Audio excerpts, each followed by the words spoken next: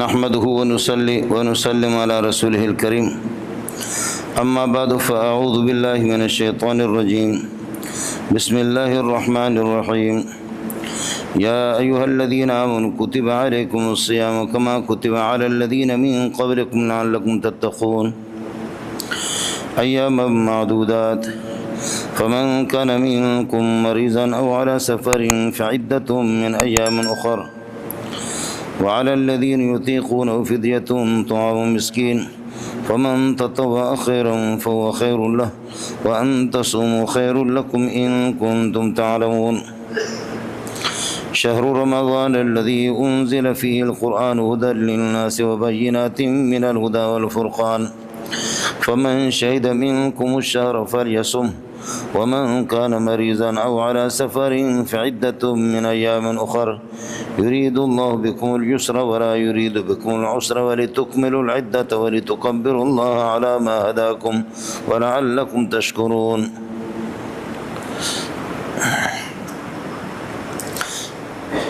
اللہ تعالیٰ کی عادت مبارکہ ہے اور یہ ایک ضابطہ ہے کہ پاک پروردگار جب امت محمدیہ پر کوئی اپنا احسان جتلاتا ہے یا کوئی خصوصی نعمت ان کو دینا چاہتا ہے تو اس پورے قرآن کے اندر وہ یا ایھا الذین آمنوا کہہ دیتا ہے. باقی عام خطابوں کے اندر یا ایھا الناس اعبدوا پوری انسانیت کو خطاب، لیکن جب خصوصی اس کی رحمتیں اور شفقتیں جوش میں آ جاتی ہے اور خاص نعمت اور خاص انعام گفٹ کرنا چاہتا ہے تو ایسے موقع پر یا ایھا الذین آمنوا کہہ دیتا ہے.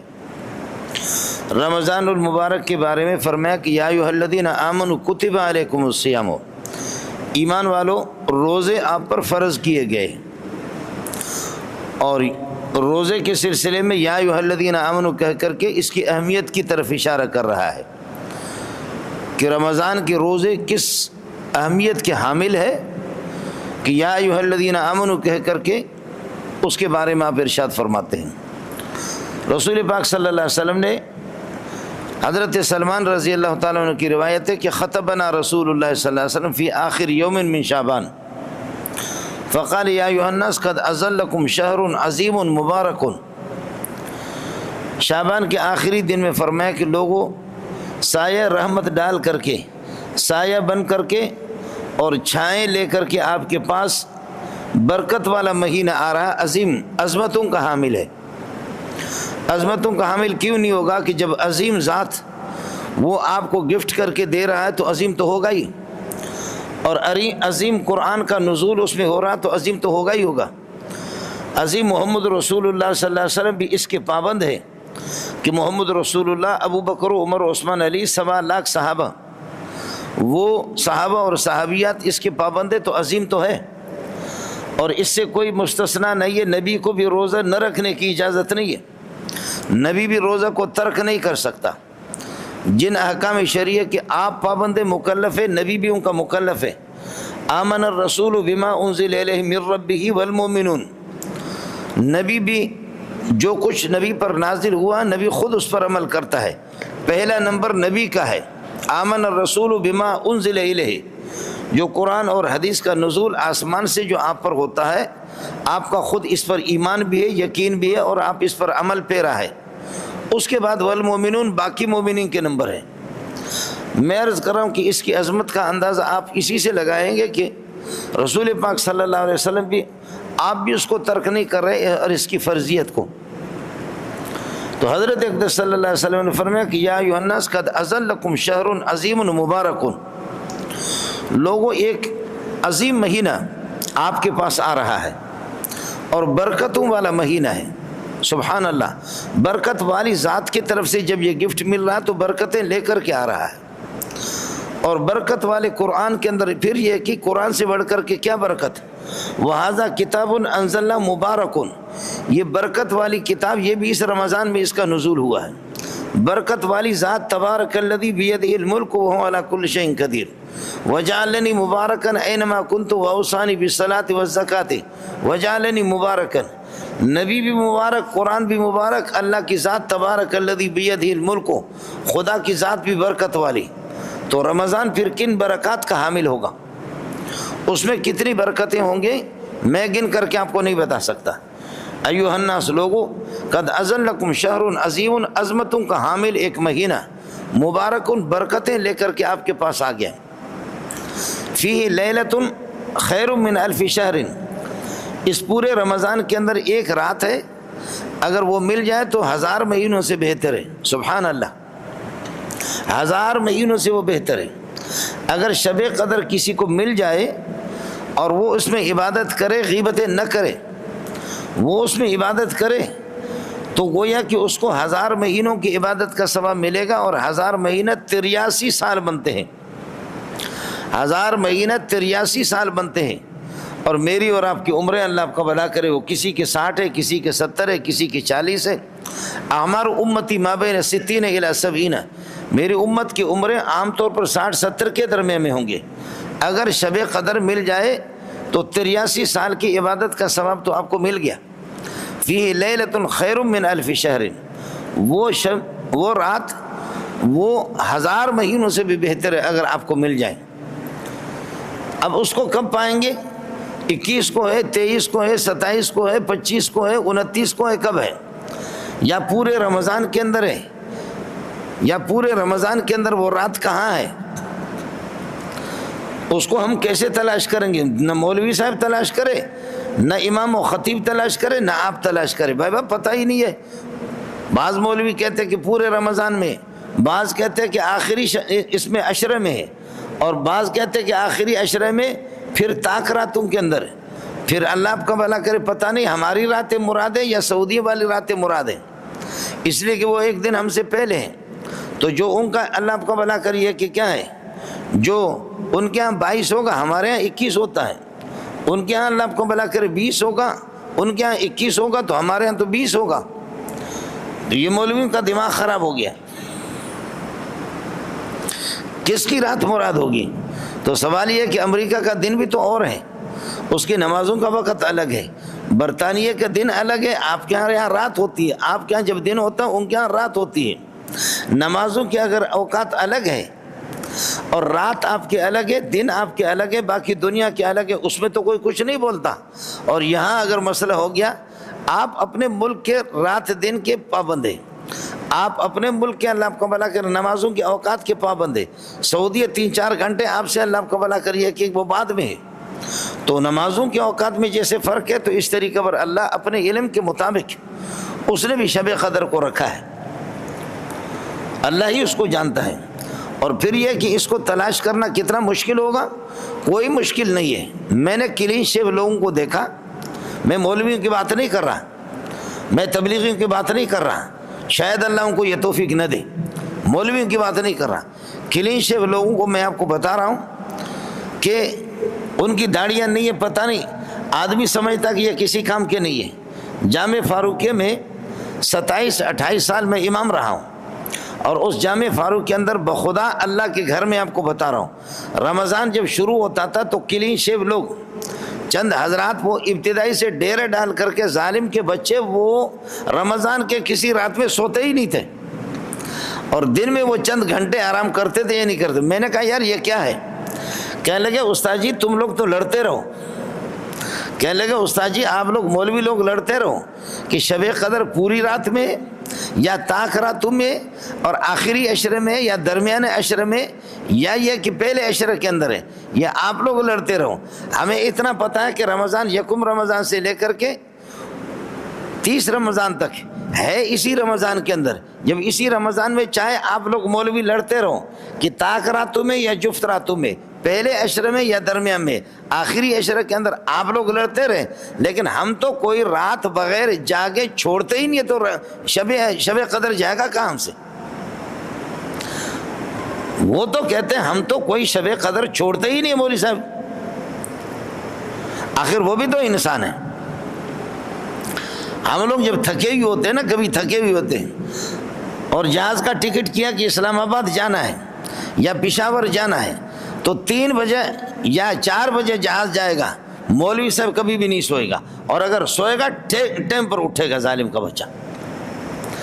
اور وہ جہاز میں چند پیسے اس نے دیے، کبھی نیند نہیں آئے گی، نہ اس کو نیند آئے گی نہ اس کی بیوی کو نیند آئے گی، کہ خیال کرنا جہاز مجھ سے جا نہ جائے۔ مولوی صاحب نہیں سوئے گا، تبلیغی صاحب بھی اللہ آپ کو بھلا کریے کہ نہیں سوئے گا، لیکن دل ناخوادرہ بہانہ بسیار، ہمارے بہانے یہاں شروع ہوتے ہیں۔ اگر شب قدر فرمایا کہ فی لیلۃ خیر من الف شہر، اس رمضان کے اندر ایک رات ہے خیر من الف شہر، 1000 مہینوں سے بہتر ہے۔ جعل اللہ صیامہ فریضۃ وقیام لیلہ تطوعا، اللہ نے اس کے روزوں کو فرض قرار دی ہے۔ میں ساتھیوں کو کہتا ہوں قرض فرض مرض ان کو چھوڑو نہیں، تباہ ہو جاؤ گے،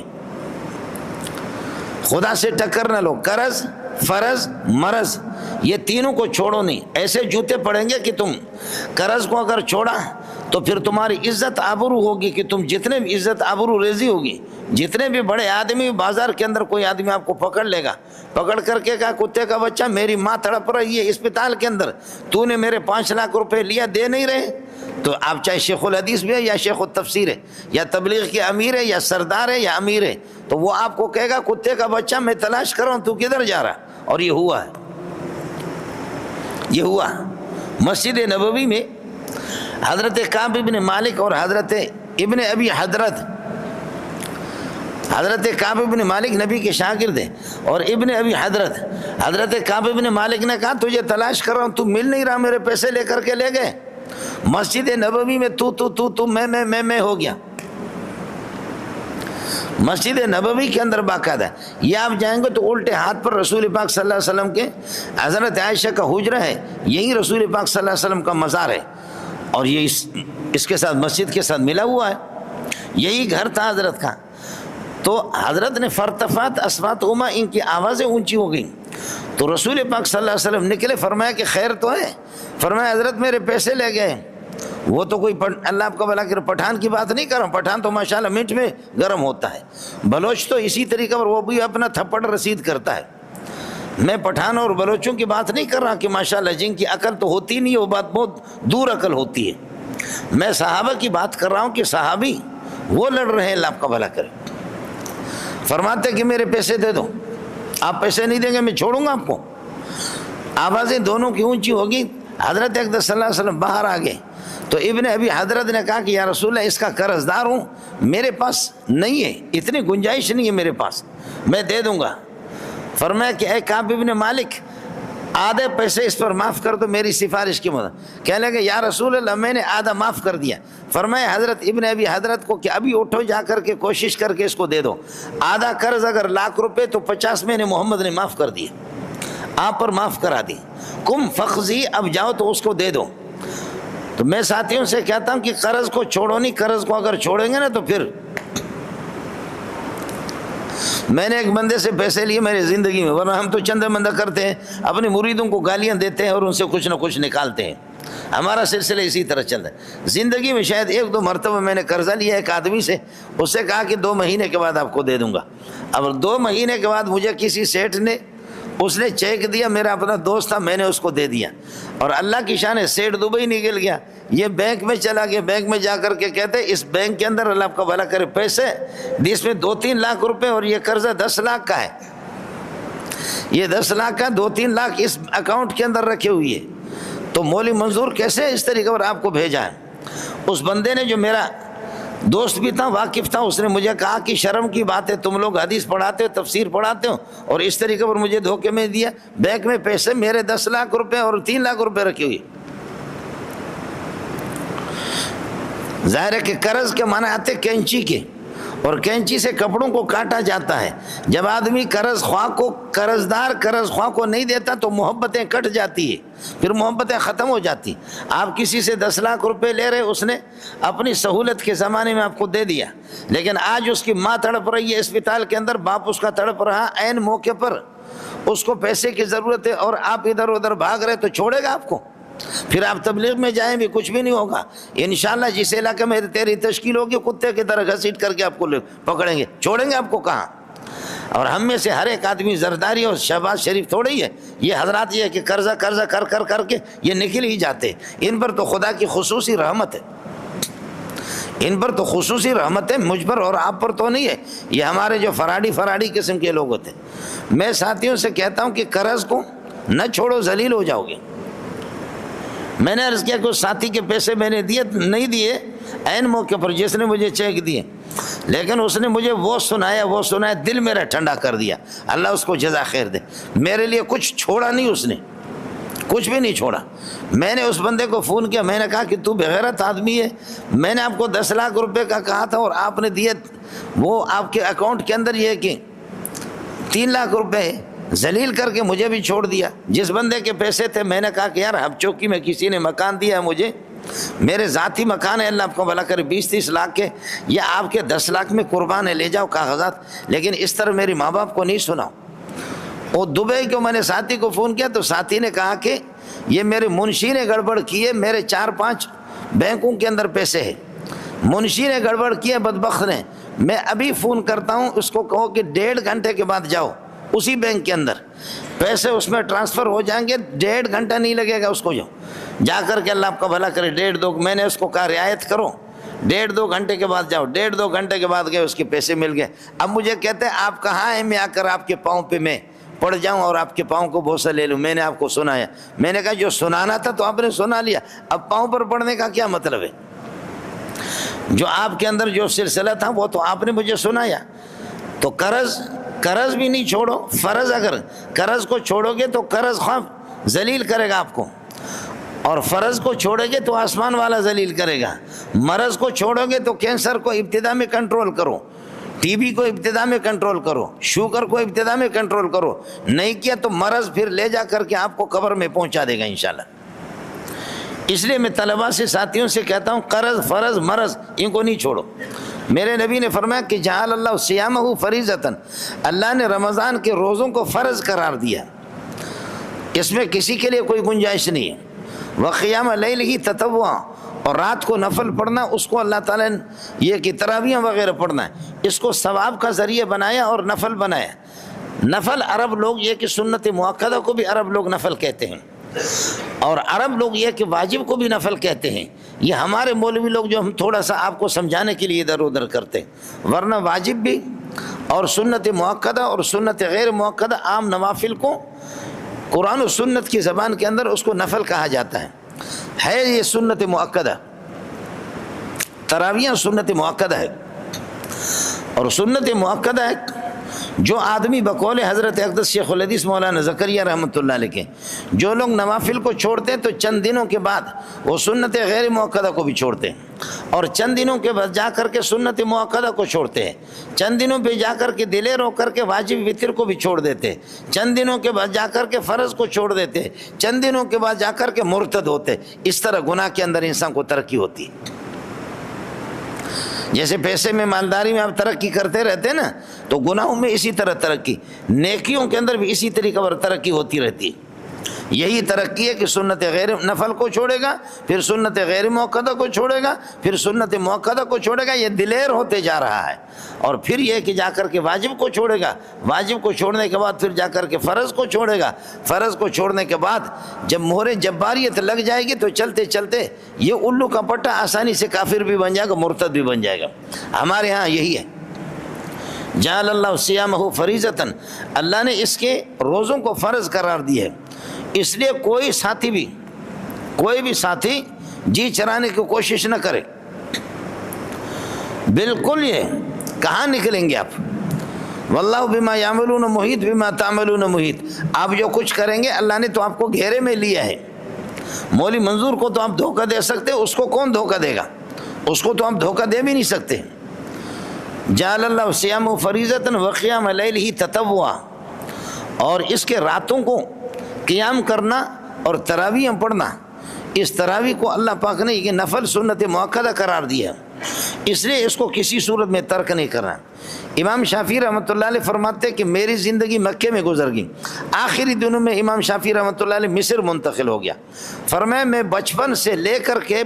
میں بڈھا ہو گیا اس مکہ اور مدینہ کے اندر، لیکن 20 رکعت تراویح پڑھتے، 20 رکعت تراویح، رکعت 20 رکعت۔ اب ہم پر خدا کا عذاب مسلط ہو گیا کہ مولوی بھی خاموش ہو گیا، میں ادھر بھونکتا رہا، لیکن اس سے کیا ہو گیا؟ ہم غریبوں کے بھونکنے سے اللہ کا عذاب ہو گیا ہم پر کہ حرم شریف کے اندر بھی ایک بے دین بادشاہ آ کر کے، بے دین نے، اس نے اللہ آپ کا بھلا کریے کہ 10 کر دیا۔ خبردار 20 رکعت سنت مؤکدہ ہے، 20 رکعت سنت مؤکدہ ہے، اور اس نے اگر 20 کو 10 کر دیا تو یہ کوئی عالم نہیں ہے، یہ کوئی خدا ترس انسان نہیں ہے، یہ کامل مومن بھی نہیں ہے، یہ وہ بندہ ہے کہ حرم کے دائیں بائیں، اور حرم کے اندر اب یہ ہے کہ وہاں یہ چکرے بھی بنا رہا ہے اور یہ سینما گھر بھی بنا رہا ہے، یہ سینما گھر بھی بنا رہے مکہ اور مدینہ کے اندر، اور یہ رافضیوں کو وہاں جگہ بھی دے رہا ہے، یہ یہودیوں کو وہاں جگہ دے رہا ہے۔ اگر یہ 20 کو اس نے 10 کر دیا ہے تو اس کو کون کہے گا کہ کیا ابو بکر آیا کہ 20 کو 10 کر دیا، یا عمر نے 10 کر دیا، یا مولانا تقی صاحب نے 10 کر دیا، یا شیخ الحدیث مولانا سلیم اللہ خان نے، یا مولانا نظر الرحمان نے، یا مولوی خورشید صاحب نے، یا مولانا طارق جمیل نے، کس نے؟ یہ اس قسم کے بے دین اور ڈسکو مولویوں کے ہاتھ لگ کر کے 20 کو انہوں نے 10 کر دیا۔ اب مزے کی بات آپ کو بتاؤں، پھر یہ لوگ جو 8 پڑھتے ہیں 10 پڑھتے ہیں، یہ 8 اور 10 والے، 8 اور 10 والے پھر ایک الگ سہولت آپ کو اور فراہم کریں گے۔ 20 کو آپ نہ پڑھیں، آپ 10 پڑھیں، 8 پڑھیں، پھر اگلی سہولت میں اس کا اعلان کر کے آپ کو بتاتا ہوں۔ وہ کہتے ہیں یہ 8 بھی تو سنت ہے، پڑھو تو پڑھو، نہ پڑھو کوئی ضروری نہیں ہے۔ واہ، نام بھی بڑا، کام بھی بڑا، نام بھی بڑا اور کام بھی بڑا۔ امام شافعی رحمۃ اللہ علیہ فرماتے ترمذی جلد اول میں کہ جب سے میں نے آنکھیں کھولی ہے تو میں نے حرمین کے اندر، حرمین میں نے کبھی بھی نہیں دیکھا ہے، اور ہمیں چونکہ یہی میری زندگی گزر گئی 20 رکعت سے کم بھی نہیں۔ اور اب یہ کہ اس بات کو خیال کر لینا، تراویح میں 2 سنتیں ہیں، ایک قرآن کو ختم کرنا، یہ ایک الگ سنت ہے، دوسرا یہ کہ تراویحوں کی سنت قرآن آپ 10 دن میں کسی حافظ کے پیچھے ختم کر دیں، یہ سنت پوری ہوگی، یا 5 دن میں یا 6 دن میں۔ مجھے یاد ہے کہ سفر پہ حضرت اقدس شیخ الحدیث مولانا سلیم اللہ خان رحمۃ اللہ علیہ سفر پہ جا رہے تھے، تو 6 دن کے اندر ایک دفعہ میں نے ان کو ختم کرایا، لیکن وہ پہاڑ تک کھڑے رہتے تھے جی، اور تیز پڑھنے کے لیے ہمیں چھوڑتے بھی نہیں تھے۔ یہاں مسئلہ اللہ آپ کا بھلا کریے کہ کیا ہے، یہاں مسئلہ اتنی سہولت ہے کہ بھائی لوگ تھرماس لے کر کے جائیں گے، اور اشتہارات بھی لگے ہوئے، بینر لگے ہوئے ہیں کہ 7 دن کی تراویح ختم ہو جائے گی 6 دن کے اندر، اور پورا قرآن ختم ہوگا، اس پر باقاعدہ اعلان ہو رہا ہے خاص طور پر۔ اور یہ جو ہمارے مودودی حضرات اللہ آپ کو بھلا کریں، یہ اور جو غیر مقلد حضرات، یہ خصوصی طور پر خیال کر لینا، مودودی کوئی مستند عالم نہیں ہے، اس بات کو سمجھ لینا۔ میں مخالف نہیں ہوں، میرے مسلمان بھائی ہیں، لیکن مودودی کوئی عالم تھوڑا ہی ہے، وہ ایک صحافی آدمی تھا، لکھتا تھا، اردو اس کی بڑی اچھی تھی۔ جیسے ہم لوگ بلوچ لوگ جتنے بھی عالم ہوں، لیکن ہماری اردو ٹھیک نہیں ہوتی،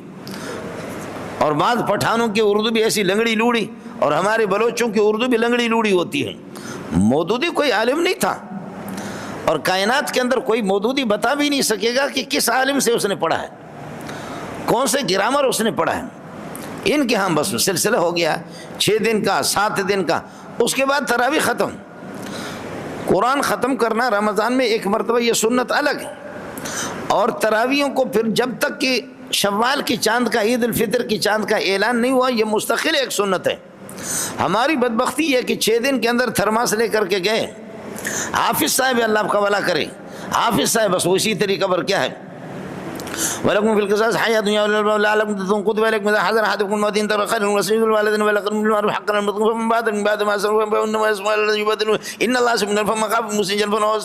فَلَا إِثْمَ إِنَّ اللَّهَ غَفُورٌ رَحِيمٌ۔ وہ چائے پی رہے ہیں، چائے پی رہے ہیں، اور انہوں نے بتا دیا کہ پہلی رکعت کے اندر میں آدھا پارہ پڑھوں گا، چائے پی، اور دوسری رکعت کے اندر صرف 1 رکوع یا آدھا رکوع پڑھوں گا۔ لوگ چائے پی رہے ہیں اور گپ شپ لگا رہے ہیں، ماشاءاللہ قرآن کا ختم ہو رہا ہے، اور جب وہ کہتے ہیں اللہ اکبر، رکوع میں زیادہ دیر رہوں گا، رکوع میں جلدی رکوع ختم نہیں کر، پھر پیالے چھوڑ کر کے آ جانا، اور وہ تھرماس چھوڑ کر کے آ کر کے جی شریک ہوتے۔ دوسری رکعت تو ویسے ہی مختصر ہے۔ تو یہ جو ایک ختم ہو گیا 6 دن کے اندر، 7 دن کے اندر، یہ ختم اللہ آپ کا بھلا کرے قرآن کا نہیں ہے، یہ چائے اور بسکٹ کا ختم ہے،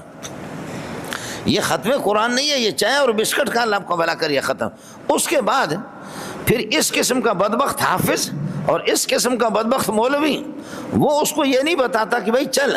آپ نے اپنا منہ کالا کر دیا ہے، میں نے بھی اپنا منہ کالا کر دیا، آپ کے لیے اس طرح سہولت کر دی، لیکن مسئلہ یہ ہے کہ اس کے بعد تراویحوں کی سنت وہ یکم شوال تک، عید الفطر تک وہ سنت مؤکدہ مستقل، لوگ پھر کاروبار چھوڑ دیتے پھر تراویح بھی چھوڑ دیتے ہیں۔ جعل اللہ صیامہ فریضۃ، خدا نے اس کے روزے کو فرض قرار دیا، وقیام لیلہ تطوعا، اور اس کی تراویحوں کو اللہ پاک نے الگ سنت قرار دیا، وہ مستقل سنت ہے، آخر شوال تک اس کو یہ کہ پڑھنا ہے، آخر تک۔ اور آپ فرماتے ہیں کہ من تقرب فی بخصلۃ کان کمن ادا فریضۃ فیما سواہ، اگر ایک نیکی کا کام کوئی کرے گا، نفل اگر کوئی پڑھے گا تو وہ نیکی اور وہ نفل اس کا درجہ فرض کا ہوگا۔ عام دنوں کے اندر یہ چیز نہیں ہے، رمضان میں یہ سہولت ہے کہ اگر آپ نے نفل بھی پڑھ لیا، خدا کے ہم بہانے ہیں، ایک نفل بھی پڑھ لیا تو فرض کا ثواب ملے گا۔ ومن ادا فی فریضۃ، اور اگر اس میں کوئی ایک فرض پڑھے گا، کان کمن ادا فیما سواہ 70 فریضۃ، تو رمضان کے علاوہ باقی دنوں میں ایک فرض کا ثواب ملے گا، رمضان میں ایک فرض پر 70 فرضوں کا ثواب ملے گا۔ اور ہمارے تاجر برادر ماشاءاللہ وہ روپے والی چیز کو 70 روپے میں دیتے ہیں، وہ روپے والی چیز کو 70 میں دیتے ہیں، وہ اللہ آپ کو بھلا کرے 100 والی چیز کو 700 میں دیتے ہیں۔ منہ مانگا اللہ آپ کو بھلا کرے، کچھ خدا کا خوف کرو، کچھ خدا کا خوف کرو، اس لیے ملک تباہی میں جائے گا۔ میں ابھی کوئٹہ میں پروگرام تھا تو میں یہاں سبق پڑھا رہا ہوں، تو میں نہیں گیا، وہ میرے ساتھ 5 مولویوں کا ٹکٹ بھی ان غریبوں نے کیا تھا، تو میں نے ان سے معافی مانگی، میں نے کہا کہ اللہ کے لیے مجھے معاف کر دو، آپ نے اس طرح ٹکٹ کر دیا، میں نہیں آتا۔ 2-2.5 لاکھ روپے کا انہوں نے ٹکٹ کیا، اب میں نے کہا عین موقع پر میں نہیں جا رہا ہوں، تو اب ان غریبوں کی کٹوتی ہو گئی، پیسہ کچھ ان کو مل گئے، اب انہوں نے کہا جب آپ نہیں آ رہے تو باقی مولوی بھی نہ آ جائے، ہمیں کوئی بھی نہیں چاہیے۔ اب ظاہر ہے کہ وہ میں بیان میرا تھا، باقی میرے چمچے تھے، جب مچموچ کو جو اصل میں تھا، جب میرا نہیں ہوا تو چمچوں کو کون بلائے گا، لہذا چمچے بھی رہ گئے۔ چمچے جب رہ گئے، دوسرے دن پھر انہوں نے منت مانی کر کے مجھے کہا کہ اللہ کے لیے ایک اور بڑا پروگرام ہے، لاکھوں روپے کی جگہ ہم نے بکنگ کی ہے اور لاکھوں روپے ہمارا خرچہ ہو گیا، خدا کے لیے آ جاؤ، اور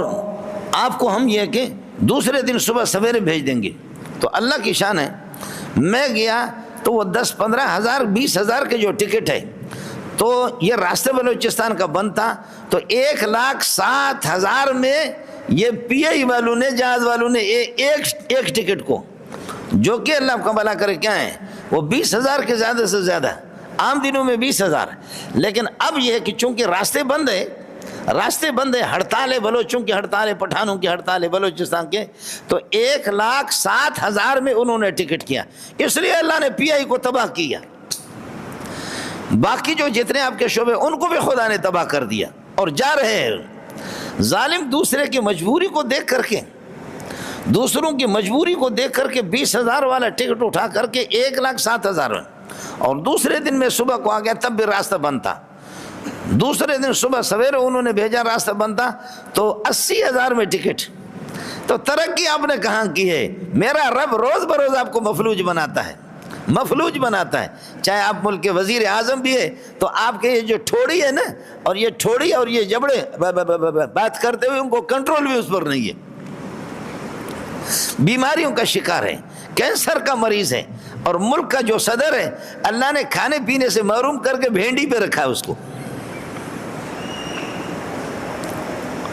آخر ہم اتنا تو سمجھیں، تو میرے نبی نے فرمایا من تقرب فی بخصلۃ،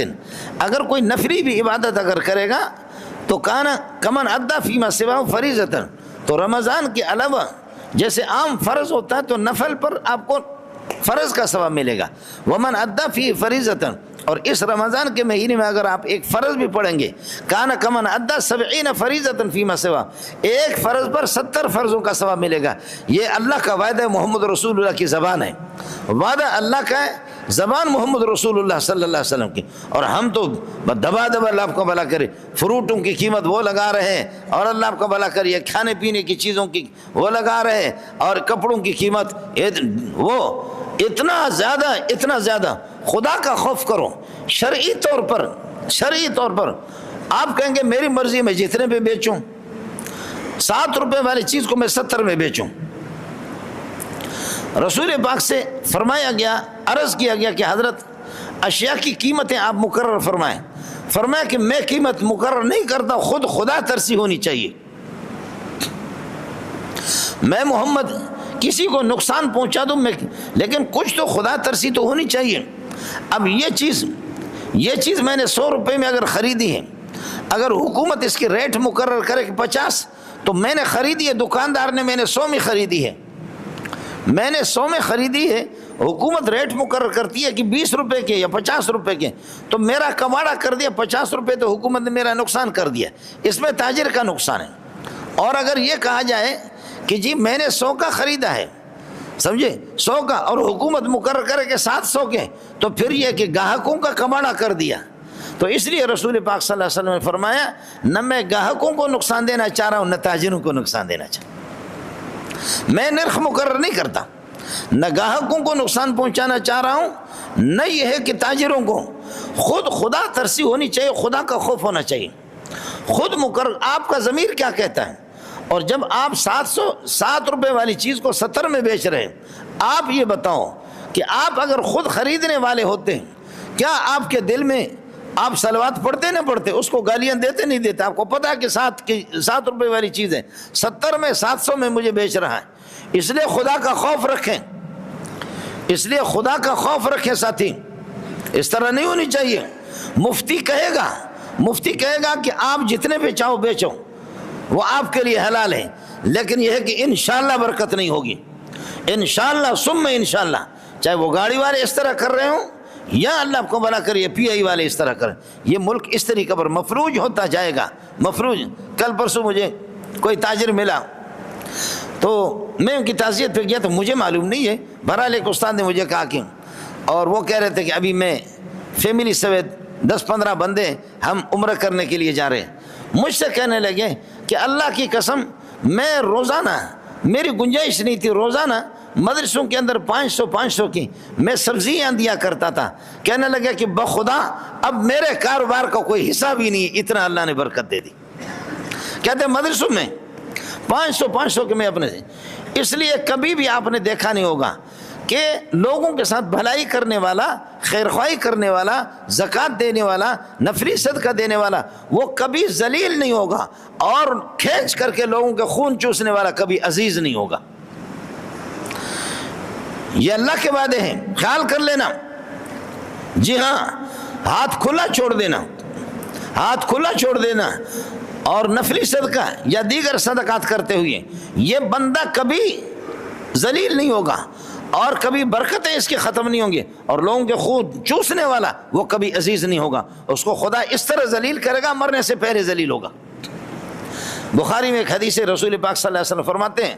کہ میری امت نہیں، سابقہ امتوں میں سے، فرمایا سابقہ انبیاء کی امتوں میں سے ایک بندے کا انتقال ہو گیا، وہ تاجر تھا، اور اپنے نوکروں کو اس نے ہدایت جاری کی تھی، نوکروں کو، کہ بھائی میری دکانیں ہیں، کپڑوں کی دکانیں ہیں، دیگر کاروبار ہے، دیکھا کرو کہ کون آتا آپ سے خریدتا ہے، خریداروں کو دیکھو، اگر کوئی محتاج آدمی ہے تو اس کے ساتھ قیمت بھی کم لگاؤ، جتنی گنجائش کم قیمت لگا کر کے دے دو، اور بر وقت اگر وہ پیسہ نہیں دے سکتا تو اس پر قرضہ، اس کو اپنی سہولت کے مطابق تو محتاج ہے دے دینا، اپنی سہولت کے مطابق دے دینا۔ فرمایا غریبوں کے ساتھ اس طرح رعایت کرو، اور جو مالدار آدمی ہو، فرمایا ان کے ساتھ بھی رعایت کرو، اخلاق کے ساتھ پیش آ جاؤ۔ تو رسول پاک صلی اللہ علیہ وسلم نے فرمایا، یہ اخبار جنگ نہیں ہے، حدیث رسول آپ کو سنا رہا ہوں، بخاری جلد اول کی حدیث ہے۔ فرمایا اس بندے کا انتقال ہو گیا تو اللہ پاک نے امتحان لینے کے لیے فرمایا کہ بندہ یہ بتا دے کہ تم کیا لے کر کے آیا ہے، اپنے کچھ اعمال تو بتا دو، کون سی نیکی ہے کہ جس کی بنیاد پر میں آپ کی مغفرت کر دوں اور آپ کو بخش دوں، کون سی نیکی ہے؟ وہ دیکھ کر کے کہنے لگے کہ اللہ مجھے میرے کوئی خاص نیکی یاد نہیں ہے۔ میری خاص نیکی نہیں ہے کہ جس کا واسطہ دے کر کے آپ سے میں کہہ دوں کہ مجھے بخش دو اے اللہ، مجھے یاد نہیں آ رہا ہے۔ اللہ نے فرمایا پھر سوچو، فرمایا پھر سوچو، پھر سوچو۔ اس نے کہا کہ ہاں یہ کہہ سکتا ہوں کہ میں تاجر تھا، میرے پاس مال ملکیت ساری دنیا میں چھوڑ کر کے آیا ہوں، لیکن میں نے اپنے نوکروں کو اور اپنے خادموں کو یہ حکم جاری کیا تھا، ان کو میں نے حکم جاری کیا تھا کہ غریبوں کے ساتھ قیمت بھی کم لگایا کرو، اور ان کے ساتھ یہ کہ قرض بھی ان کو دے دو، اور امیر اگر بر وقت وہ نہ دیں ان کے ساتھ بھی رعایت کرو، اخلاق سے پیش آ جاؤ۔ تو یہ میں امیر غریب ان کے ساتھ درگزر کا، اور جو جائز میرے منفعت بنتی تھی، جائز پرافٹ، وہی میں لیتا تھا، زیادہ میں نہیں لیتا۔ اللہ آپ کا خوف تھا۔ اللہ نے فرمایا جب تو میرے بندوں کے ساتھ درگزر کرتا تھا تو اے آج میں آپ کے ساتھ کیوں درگزر نہ کروں، جا تیرے لیے جنت واجب ہو گئی۔ یہ سابقہ امتوں میں سے، سابقہ انبیاء میں سے کسی امتی کا قصہ رسول پاک صلی اللہ علیہ وسلم نے سنا ہے۔ اللہ نے فرمایا کہ جب تو بندہ ہو کر کے میرے بندوں کے ساتھ رعایت کرتا ہے تو میں خالق ہو کر کے اپنے بندے کے ساتھ رعایت کیوں نہ کروں۔ تو بندہ ہو کر کے بندوں کے ساتھ رعایت کرتا ہے، میں خالق ہو کر کے اپنے بندے کے ساتھ آپ کے ساتھ رعایت کیوں نہ کروں۔ بندوں کا لحاظ رکھا، رمضان میں ماشاءاللہ خوب لحاظ رکھتے ہیں۔ ارے بابا کچھ ہو یا نہ ہو، رمضان کا مہینہ آ رہا ہے، قرض داروں لاکھوں کا قرض، لوگوں کو نچوڑ کر کے ان کا خون چوس کر کے یہ سارا کا سارا پورا کر دیں گے، سارا کا سارا پورا۔ مولوی صاحب بھی انتظار میں ہوتا کہ رمضان آ جائے، مولوی صاحب بھی انتظار میں ہوتا، صوفی صاحب بھی ہوتا ہے انتظار میں کہ رمضان میں لوگوں کو نچوڑ کر کے رکھنا ہے۔ اس لیے اس میں جتنا بھی ہو، میرے نبی نے فرمایا صلی اللہ علیہ وسلم، فرمایا وہ شہر الصبر، یہ صبر کا مہینہ ہے، یہ صبر کا مہینہ ہے۔ آپ صبر نہیں کر رہے ہیں، کتنے اپنے جنسی خواہش پر کنٹرول، کھانے پر کنٹرول، پینے پر کنٹرول، زبان پہ کنٹرول، غیبت پہ کنٹرول، حسد پہ کنٹرول، بغض پر کنٹرول، اور حرام خوری پہ کنٹرول، سود پہ کنٹرول، یہ سارے کنٹرول اللہ کی طرف سے۔ صبر، رک جاؤ، سود مل رہا صبر، رک جاؤ، روکو اپنے آپ کو، حرام کے پیسے مل رہے ہیں رک جاؤ، یہ شہر الصبر ہے۔ کھانے سے رک جاؤ، پینے سے رک جاؤ، جنسی خواہش پہ آپ کو تمنا ہو رہی ہے اور خواہش ہو رہی ہے کہ بیوی سے کچھ اپنے یہ کہ خواہش پوری کرو، رک جا، وہ شہر الصبر ہے، یہ شہر صبر ہے، یہ شہر صبر کر لو، روک لو اپنے آپ کو، روک لو اپنے آپ کو۔ وہ شہر المواسات ہے، ہمدردی کا مہینہ ہے، ہمدردی کا مہینہ صلی اللہ علیہ وسلم۔ حضرت نے فرمایا ہمدردی کا مہینہ ہے، اور ہمدردی کس طریقے پر فرمایا، من فطر فیہ صائما، من فطر فیہ صائما کان مغفرۃ لذنوبہ وعتق رقبتہ من النار وکان لہ مثل اجرہ من غیر ان ینقص من اجرہ شیء۔ فرمایا کہ جب آپ کسی روزے دار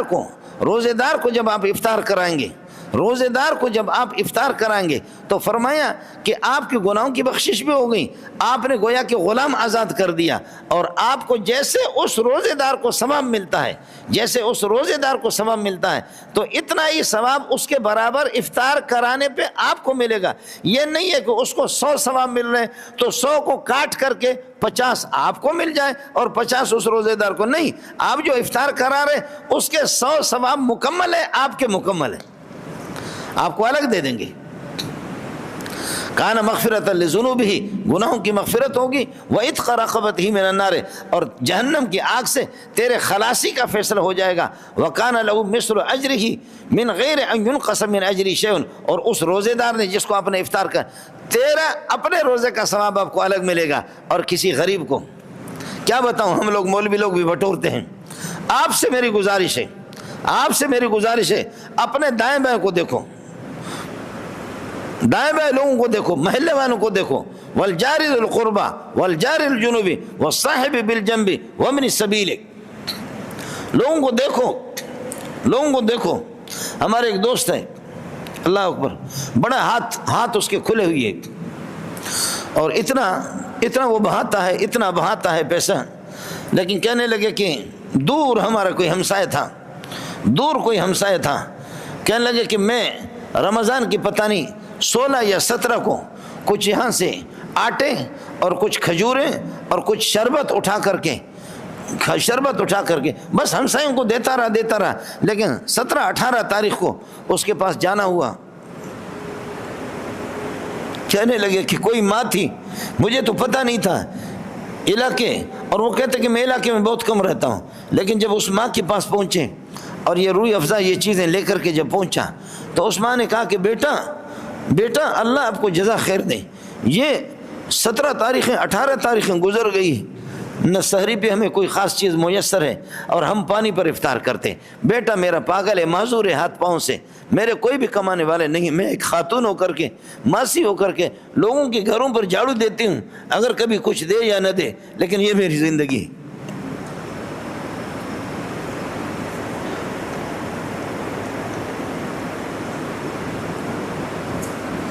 اس لیے ساتھی خیال کریں،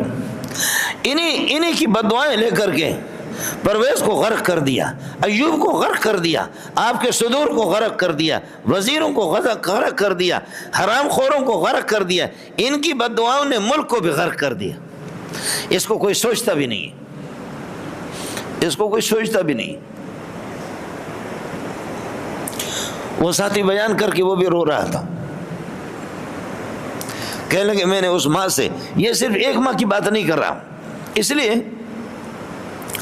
اس لیے فقہا کہتے، اس بات کو سن لینا، فقہا کہتے کہ باہر کے جو ریڑیوں پر اور سبزی منڈی میں جو فروٹ ہے جہاں سے فقیر گزرتے ہیں، فرمایا کہ یہ فروٹ تو آپ خریدیں لیکن ان کے اندر برکت نہیں ہوتی،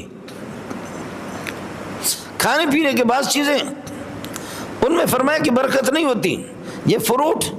اور یہ لذت کی چیزیں ان میں برکت کیوں نہیں ہوتی؟ بعض چیزیں بازاروں کے اس میں برکت نہیں ہوتی، کیوں برکت نہیں ہوتی؟ اللہ کیا بات کی فقیر نے۔ فقیر کہتا ہے کہ فقیر لوگ یہاں سے گزرتے ہیں، مسکین لوگ جن کی گنجائش نہیں ہے وہ یہاں سے گزر کر کے جب دیکھتے کہ اللہ، لوگ تو قورمہ اور لوگ کیا ہے فرائی اور لوگ یہ ہے کہ بریانی اور پھر اس کے بعد فروٹ اور شربت، لیکن اللہ ہمارے گھر میں چولہا بھی نہیں جل رہا ہے۔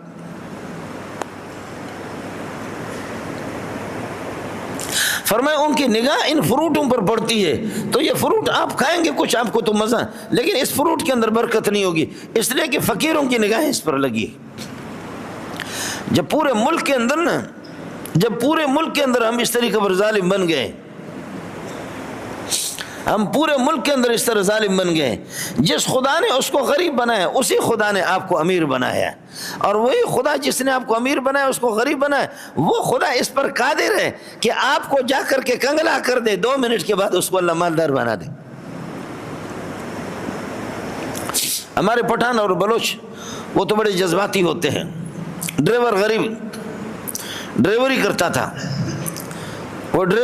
تھا اور وہ لے جاتا خان صاحب کو باغ میں، لے جاتا پراڈو گاڑی لے جا باغ میں، اور سرکار کو ریسٹ ہاؤس میں وہاں جو ان کا بنا ہوا باغ کے اندر پورا باغ ہے 20-30 ایکڑ پہ، اس کو بٹھاتے اور اس کے بعد وہ خود ڈرائیور باغ میں چکر لگا کر کے وہاں سے آ کر کسی درخت کے نیچے کوئی سیب پڑا ہوا تھا، اس سیب کو اٹھا کر کے ڈرائیور کھا رہا ہے، کھاتے کھاتے آ گیا، جب مالک نے دیکھا کہا دا چش دے دا چانا خستے دے، یہ کس سے لیا آپ نے؟ دا چش دے۔ میں نے کہا کہ جی سیب ہے، کانپنے لگا، کہنے لگا کہ کس سے لیا؟ اجازت کس سے؟ راجہ دلدہ راشا جب یہ کہتے کہ کانپتے جب راشا ہو گیا کس کر کے اس کے منہ پہ مارا۔ اس نے کہا سرکار ہواؤں سے نیچے گرا ہوا تھا، پرندے جو ہے نا وہ سیب کے درختوں پہ بیٹھتے، دیگر درختوں پہ پھل وہ پرندے بھی گرا دیتے ہیں، یہ نیچے سڑ رہا تھا، کہا سڑے کچھ بھی کرے، تو نے مجھ سے اجازت کیوں نہیں لی؟ باغ کا مالک آپ کے پاس ہے، تو نے چانا اجازت آخستے دے، کس سے آپ نے؟ کس کر کے میرے منہ پہ مارا۔ خدا ہے جو سردیوں کی راتیں لمبی ہے، دن چھوٹے ہیں، گرمیوں کے دن بڑے ہیں، اور اللہ آپ کا بھلا کریے کہ راتیں چھوٹی ہیں، رات کو دن میں داخل کرے، دن کو رات میں، نطفے بے جان کو، پلیت نطفے کو خدا نے مولوی بنا کر کے آپ کے سامنے بٹھایا جو آپ سے بیان کر رہا ہے۔ یہ مولوی اسٹیل کا بنا ہوا نہیں ہے، یہ مولوی زعفران کا بنا ہوا نہیں، یہ وہی پیشاب کا قطرہ ہے جس کو وہی خدا جو آپ کو بتا رہا ہے کہ اس کے ہاتھ میں قرآن ہوگا، یہ پیشاب کا قطرہ ہے، یہ مولوی، یہ کوئی زعفران سے بڑا نہیں ہے، اس کو یہ وہ خدا ہے، یہ وہ خدا ہے کہ آپ کی نگاہ کو آسمان تک پہنچائے گا، لیکن آپ کو نابینا بنائے گا، ادھر آپ کو کچھ نظر نہیں آ رہا ہے۔ سورج آپ کو نظر آئے گا آسمانوں پہ، تارے آپ کو نظر آ جائیں گے، لیکن ادھر آپ کو کچھ نظر نہیں آئے گا، پیشانی نظر نہیں آئے گی، گدی نظر نہیں آئے گی، پیٹھ بھی آپ کو نظر نہیں آئے گا۔ یہ بتاتا ہے تو جا، تو میرا محتاج ہے، اگر تیری نگاہ کو پہنچانے پر آ جاؤں تو آسمانوں پر پہنچاؤں گا، نہیں تو ادھر بھی فیل کر دوں گا۔ یہ بھی نظر نہیں آئے گی، یہ آنکھوں کے نچلے حصہ نظر نہیں، اور یہ گدی بھی نظر نہیں آئے گی۔ تو ہے، میں ہوں، تو بندہ ہے، تو گندہ ہے، میں خالق ہوں، میں پاک ہوں۔ اپنی حیثیت کو تو سمجھ لے، اپنی حیثیت کو تو سمجھ لے کہ تو کتنا طاقتور ہے۔ اپنے پیشاب ذرا روک کر کے تو دکھا دے۔ میں نے عرض کیا کہ اس مالک نے کس کر کے تھپڑ مارا، آپ نے کس سے اجازت لی؟ اس نے کہا میری توبہ ہے، میں آج کے بعد اس طریقے پر نہیں کروں گا۔ اللہ کا کرنا ہوا، چند دنوں کے بعد چلتے اس نے اس کی، ظاہر ہے کہ اس کو تھپڑ پڑا، اس نے چھوڑ دی، اس کی نوکری چھوڑ دی، جا کر کے مزدوری کر دی۔ مزدوری کر کے کام کرتے کرتے اللہ نے ایسے برکت دی کہ 4-5 سال گزرے نہیں کہ یہ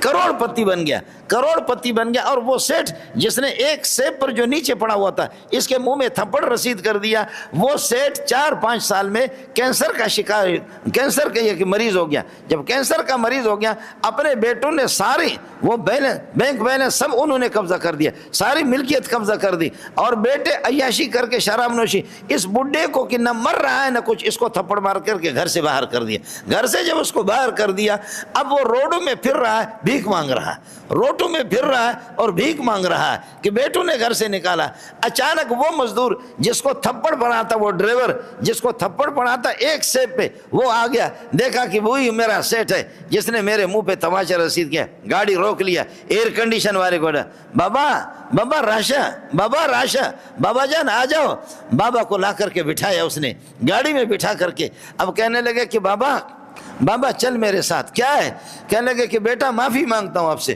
پہچان لیا، معافی مانگتا ہوں، آپ کو ایک سیب پہ تھپڑ مارا اور خدا نے مجھے ایسے تھپڑ مارا کہ روڈوں میں کتے کی طرح آپ کو میں نے تھپڑ مارا، لیکن اللہ کا تھپڑ مجھے لگ گیا کہ میں روڈوں پر گھوم رہا ہوں اور ذلیل ہو رہا ہوں۔ بیٹا مجھے معاف کر دے، بیٹا مجھے معاف کر دے۔ کہا بابا معاف ہے، چلو بابا کو لے گئے اپنے گھر پہ، الگ اس کو وہاں بنگلہ لے گئے، الگ کمرے میں اس کو رکھا۔ کہا مزدور مقرر کروں گا، آپ کو دھوئیں گے، آپ کی صفائی بھی کریں گے، اور آپ کے کپڑے بھی استری کر کے دے دیں گے، آپ کی دوائی موائی کا سب خرچہ مجھ پر ہے، جب تک ہو اور مرو گے تو عزت کے ساتھ آپ کو کفن دفن کروں گا۔ یہ وہ زمانہ ہے آدمی کو بہت کچھ سکھاتا ہے۔ اب وہ چیخے مار مار کر کے رو رہا ہے، وہ چیخے مار مار کر کے رو رہا کہ مجھ سے، کہتے بابا کوئی مسئلہ نہیں ہے، یہ ہوتا رہتا ہے، یہ ہوتا رہتا ہے۔ میں نے اس دن سیب کھایا اور آپ نے شاید کوئی گرم چیز کھائی ہوگی، اس لیے اٹھا کر کے آپ نے میرے منہ پہ تماچا رسید کر دیا۔ اس لیے میرے نبی نے فرمایا من فطر فی اسم، میں نے عرض کیا کہ یہ دیکھ لو، اپنے ملک میں دیکھ لو، آپ اس طریقے پر محلہ بھی ٹھیک ہو جائے گا، اس طرح علاقہ بھی ٹھیک ہو جائے گا، تحصیل ٹھیک ہو جائے گی، اس طریقے پر ضلع بھی ٹھیک ہو جائیں گے، اس طرح علاقہ۔ آپ کا حق ہے اپنے عزیزوں کا، اپنے رشتہ داروں کو ان کو دیکھ لو، ان کا حق ہے۔ پھوپھی ہے، خالہ ہے، چچا ہے، چچا زاد بھائی ہے، پھوپھی زاد بھائی ہے، خالہ زاد بھائی ہے، بہنیں ہیں جن کے پاس گنجائش نہیں، خبردار دوسروں سے بڑھ کر کے ان کا حق ہے، دوسروں سے بڑھ کر کے ان کا حق ہے۔ اور وہ جو بینک میں لگا ہوا پیسے جو آپ نے لگایا نا، کروڑوں کو جو رکھا، نکال یہ پیسہ نکال ہے۔ جی ہاں، ان کا حق زیادہ بنتا ہے۔ حرام خور بینک میں لاکھوں روپے آپ کے زکوٰۃ کے کٹتے۔ یہ کچھ مولوی ہے جو سرکاری مولوی ہے، انہوں نے فتوا دیا، ورنہ انما الصدقات للفقراء والمساکین والعاملین علیہا صدقات جانتے بھی ہیں، میں جانتا ہوں یہ بندہ زانی ہے، میں جانتا ہوں یہ بندہ چور ہے، یہ میں جانتا ہوں کہ یہ بندہ ڈاکو ہے، میں جانتا ہوں کہ یہ حرام خور ہے، اور میں زکوٰۃ کا پیسہ اس کو دے دوں، میری زکوٰۃ ادا نہیں ہوگی۔ آپ کو پتہ ہے کہ آپ کے صدر، وزیر اعظم، وزیر داخلہ، خارجہ اور سارے، اللہ آپ کا بھلا کرے، ایک بڑا طبقہ شرابی، شراب نوش اور حرام خور، ابن حرام خور، تو یہ پیسہ کیوں ان کو ملتا ہے؟ یہ آپ کا سارا پیسہ بینکوں سے کٹ کر کے، اور کہتے پیسے کی حفاظت نہیں کر سکتے۔ بیوی کی حفاظت کیوں کی ہے؟ بہنوں کی حفاظت کیسے کی ہے؟ بیٹیوں کی حفاظت کیسے کی ہے؟ جو اپنی بیوی، بہن، بیٹیوں کی حفاظت کر سکتا وہ پیسے کی بھی کر سکتا۔ اور اگر آپ نے کی ہے، اور کوشش کر لیں، نفس اکاؤنٹ اگر کرنٹ اکاؤنٹ کھول دے، کبھی کچھ آپ کو لے ہوگا، اپنے پیسے کی حفاظت خود کرو، ان حرام خوروں کو نہ دو، ان حرام خوروں کو نہ دو. آپ سے زیادہ مجھے خطرہ ہے, آپ سے زیادہ مجھے خطرہ ہے. دھمکیاں مجھے آتی ہیں, ٹیلی فون مجھے آتے ہیں کہ آپ ایک مولوی ہو کر کے بھونکتے رہتے ہیں, دوسرے مولوی سرکاری مولوی نے فتویٰ دیا یہ کیا, اب تیرے سرکاری مولوی کو جوتے کے نوک پہ مارتا ہوں. بات صاف سی ہے. آپ سمجھ رہے نہیں سمجھ رہے؟ جی ہاں, ہاں ٹھیک ہے, آپ کے باہر کا کاروبار ہے, اکاؤنٹ آپ کھول دیں, لیکن اپنے ان پیسوں کو کوشش کر لیں اتنے مقدار پہ نہ چھوڑیں. زکوٰۃ اپنے عزیزوں کو دے دیں, اپنے رشتہ داروں کو دے دیں, مجاہدین کو دے دیں, مدارس کو دے دیں, اہل مدارس کو دے دیں, فقیروں کو دے دیں, اور عیاش محتمیم کو بھی نہ دیں. بعض تو ماشاءاللہ مولوی ایسے میں جانتا ہوں پورے سال وہ کتے کا بچہ کوئی سبق پڑھاتا بھی نہیں, وہ رسید لے کر کے گھومتا ہے, وہ باہر سے اللہ قبل, اس کا کام ہی یہی ہوتا ہے, اس کا کام ہی یہی ہوتا ہے. اس لیے آپ کے رشتہ دار پھوپھی خالہ اور ان کے خالہ زاد بھائی, پھوپھی زاد بھائی, چچا زاد بھائی, آپ کے ہمسایہ وہ حقدار ہیں. فقیر لوگ, ہاں جو بعض فقیر تو ہوتے ہیں بہکاری ہوتے ہیں آپ جانتے ہیں, ویسے ان کے اللہ کا وہ رسمی طور پر ان کو سلسلہ ہے, ان کا کاروبار ہے, چرس پینے والے یا ویسے کہ اللہ کو بھلا کرے آپ جانتے بھی ہیں, تو اس لیے ان کو تاہم اللہ کے نام پہ مانگتے کچھ نہ کچھ دے دے, لیکن اتنا آپ کا پیسہ اتنا تو زیادہ نہیں ہوگا. آپ اپنے ہمسایوں کو دے دے, اپنے رشتہ داروں کو دے دے. میرے نبی نے فرمایا کہ من فطر فیہ صائما, اس میں اگر شہر المواسات ہے, یہ ہمدردی کا مہینہ ہے, اگر کسی نے روزے دار کو افطار کرایا تو فرمایا کہ آپ کے گناہوں کی بخشش ہوگی, گردن آپ کے جہنم سے خلاصی کا فیصلہ ہو جائے گا. جتنا اس روزے دار کو فائدہ ثواب ملتا ہے اس کے برابر اس کا ثواب کٹے گا نہیں, اتنا ہی ثواب آپ کو ملے گا. قالوا یا رسول اللہ, صحابہ نے عرض کیا لیس کلنا یجد ما یفطر به الصائم, حضرت ہمارے پاس اتنی گنجائش نہیں ہوتی کہ ہر بندہ روزے دار کو افطار کرائے, اتنی گنجائش نہیں ہوتی. فرمایا کوئی ضروری نہیں ہے, کوئی ضروری نہیں ہے. فرمایا کہ ان اللہ یؤتی ھذا الثواب علی تمر علی تمرۃ, کھجور کا ایک دانہ اگر کسی کو دے دو, اور فرمایا کہ پانی کے گھونٹ پلا دو, اور فرمایا کہ دودھ کے گھونٹ پلا دو, جتنے آپ کے گنجائش اللہ آپ کو محروم نہیں کرے گا. میں آپ سے پوچھتا ہوں, مسجد حرام کے اندر 30 لاکھ 40 لاکھ کا مجمع ہوتا ہے, مسجد نبوی کے اندر 20-22 لاکھ کا مجمع ہوتا ہے, کون سا آپ کا عجمی ہے جو افطاری خریدتا ہے؟ کوئی بھی نہیں خریدتا. وہی عرب لوگ ہیں, جتنا بھی ان کو برا کہہ دو, سوال ہی نہیں آپ کو دسترخوان لگانے کے لیے مسجد حرام میں کوئی بھی نہیں چھوڑے گا. 50 سال سے 100 سال سے 150 سال سے یہ لین ایک عرب کی ہے, یہ وہاں دسترخوان اس کا لگے گا, اور وہ مر گیا, اب اس کا بیٹا, پھر پوتا, پڑ پوتا, چھڑ پوتا, خڑ پوتا, ڈھڑ پوتا, جتنا بھی ہے قیامت تک یہ اس طریقے پر کسی اور کو چھوڑتے نہیں. 40 لاکھ کا 50 لاکھ کا مجمع ہوتا, 40 لاکھ کا 50 لاکھ کا, اور وہ عرب کا بچہ آ کر کے آپ کو باہر کہتے کہ اب یا ابتے, میرے ابا اللہ کے لیے آپ کے باتھ روموں میں باہر جاتے ہیں لوگ, اس کے لیے وضو بنانے کے لیے ہاتھ پکڑ کر کے عرب کے بچے خوشبو لگا کر کے کہتے خدا کے لیے مسجد نبوی میں میرا دسترخوان بچھا ہوا ہے. ہم لوگ مولوی لوگ تھے تو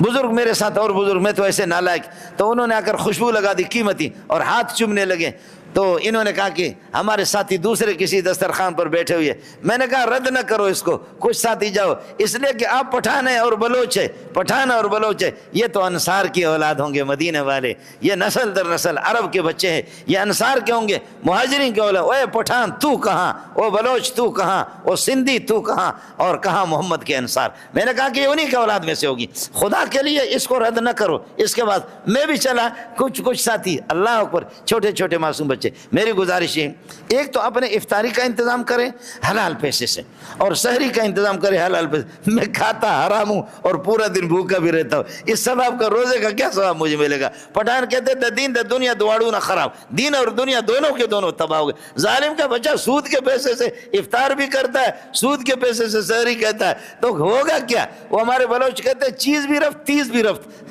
چیز بھی چلی گئی, ہوا بھی چلی گئی, یہ چیز بھی, وضو بھی ٹوٹ گیا. خدا کے لیے اس طریقہ پر نہ کرو, اور اس قسم کے شارٹ کٹ مولوی پہ نہیں, 20 رکعت تراویح پڑھا کرو, اس کا اہتمام کرو. ہے قسمت اگلے سال پتہ نہیں آپ مجھے نظر آئے یا نہ آ جائیں, ہے قسمت یہ نالائق مولوی آپ کو نظر آئے یا نہ. رمضان کی قدر کرو. وآخر دعوانا الحمدللہ رب العالمین.